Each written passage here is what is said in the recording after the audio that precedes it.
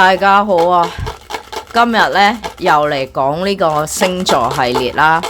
咁因為咧我就唔想咧講到咧好似好私心咁啦，就將我比較中意嘅星座咧先講先啦。咁啊，當然其實呢個系列都冇乜人睇嘅，但係我希望咧我盡快咧 upload 晒12條片咧，咁咧呢個系列咧就結束噶啦，好冇？咁係啦，呢啲星座系列咧都係我2020至2022嗰陣時寫嘅。咁星座同人嘅性格差唔多啦，隨年月都改變啦，但係我相信冇乜大改變嘅啫。咁所以咧我都唔知點講啦。咁咧就咁今日咧我就咧寫低晒咧我剩餘嘅星座啦。咁仲有8個星座係未講嘅，之前講咗4個星座啦。睇下邊一個星座咁唔好彩先。OK， 呢一個睇下邊一個先。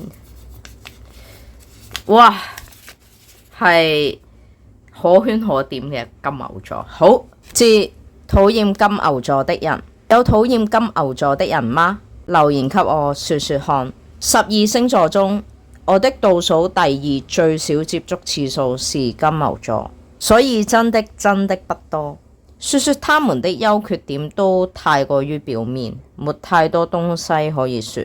個人覺得金牛座和天秤座其實是差不多，除了沒有一個平之外，他們也像是一個小老師。我是金牛座，眼光比較獨到，沒有天秤座那麼感性和理性之間的角力，所以12星座最能夠成為老師的是金牛座。金牛座最表面的優點是工作狂人、顧家形象、好爸爸、好媽媽，大概都在這裏了吧。家裏大概都真的需要一個金牛座，這個都不用多說了吧。牛嗎？牛不工作，誰來工作呢？金牛座的缺點是他們太自以為是，以為自己能看穿所有人了，因為眼光太獨到了。他們死守他們的規矩，道德觀是題外話。經常被騙的雙魚座在下，反而想叫金牛座的人不要這麼容易相信別人。有些金牛座的人的歡笑聲我失去了，永遠都聽不到。有些金牛座的人給予過的鼓勵我會好好收藏。我擅自給金牛座許下的承諾，希望自己會繼續努力完成吧。金牛座這種人大概好像是買少見少，所以得到了請真的好好珍惜，也請好好聽一聽他們對你的要求。他離開之前要你好好的，請你真的要活得好好的，因為他一定會在一個看得到你的角落好好守護着你。記得金牛座的不辭而別一定有他的苦衷。對了，他們好像比巨蟹座更與世無爭。謝謝在我生命中存在過的金牛座，謝謝還在我身邊待着的金牛座。話說金牛座嘅朋友我的確係好少啦，但係亦都係男性嘅金牛座朋友比較多啦。咁其中一個金牛座嘅男性朋友呢，佢30歲左右呢，就過咗身離開咗。呢個對於我嚟講係非常之突然啦。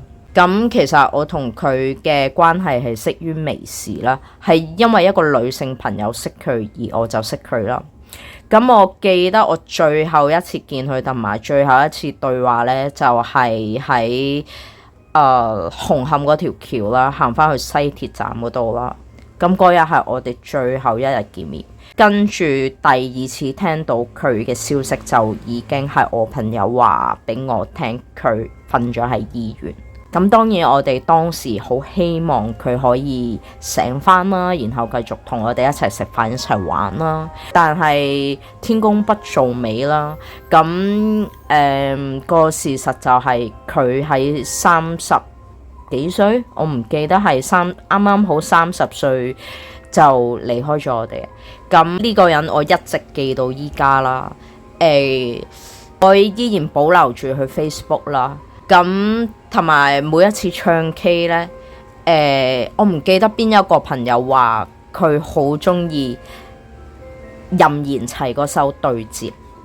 任賢齊嗰首對接係國語歌嚟嘅。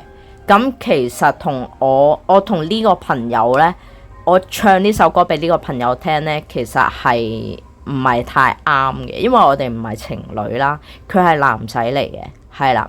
咁但係因為我每一次唱 K 呢，我都會點一首對接咯，我就係想唱俾佢聽咯。